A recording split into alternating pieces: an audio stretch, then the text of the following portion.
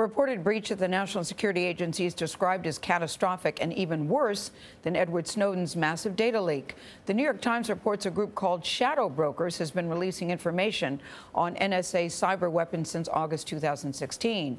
It's now being used against the United States. The Times reports the government does not know if the secrets were leaked or hacked or whether the possible leaker is still at work. CBS News senior national security contributor Michael Morell is a former deputy and acting director of the CIA.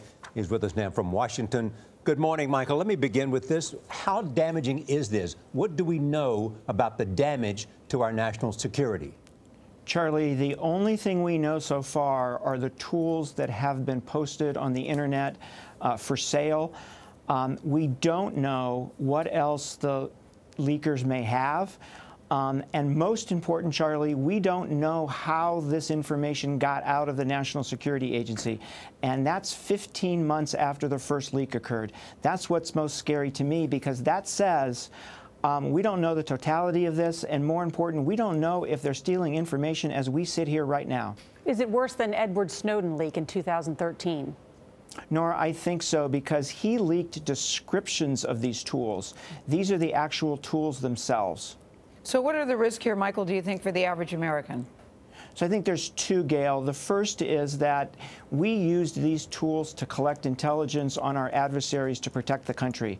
We've now made that much more difficult to collect that intelligence that's so important. The second is that some of these tools are being used against the United States government and against U.S. companies today, so they're being turned back against us. So essentially the technology that we developed at Fort Meade is now being used by other governments to hack into some of our companies and our personal information. That's exactly right, Norah. So we think it was a government then? So we don't know, Charlie.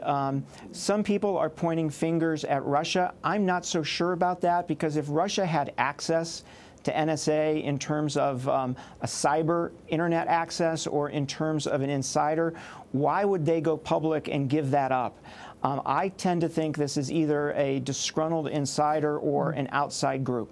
Let's turn now to the President Trump in Vietnam, saying once again that he believes Putin's denials that their government did not interfere with our election. Is this treasonous? I'm not sure it's treasonous, Norah, but it certainly shows that the president is gullible to being manipulated by Vladimir Putin. Putin is a guy who was a trained intelligence officer. He was trained to manipulate people, and that's exactly what he did here with President Trump. But did he say that he believed him, or did he simply say that he thought Putin was sincere, or he believed what he said, and later said that he cast his vote with our national security people? Right. Well, he did change his tune, Charlie, to the latter, to saying, he's with our intelligence agencies. I think the key issue here with regard to the president and our intelligence community is that he seems to think that it's a political entity, a political tool, and that scares me, because the last president who saw our intelligence community that way was Richard Nixon, who then used the FBI and the CIA inappropriately. And Michael, what message does that send to U.S. intelligence when you see the president abroad flip-flopping, as some people say that he did? Well, it makes them wonder whether he's listening or not to what they say.